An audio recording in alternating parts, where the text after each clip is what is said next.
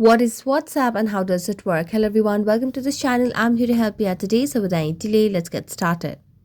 Now, WhatsApp is basically a communication app over here. That's how you can network.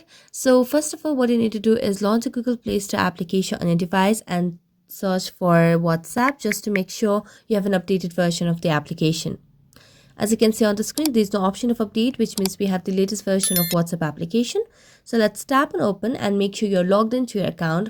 That's basically from your own phone number. That's all you need to create an account on WhatsApp.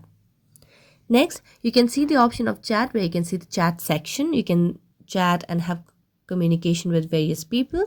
You can tap on updates to see any updates regarding the various communities that you follow, or you can follow different channels. Next is tap on communities to be part of various communities section, and then tap on call section if you want to make a voice or video call as well. So that's how you can use WhatsApp to communicate and network.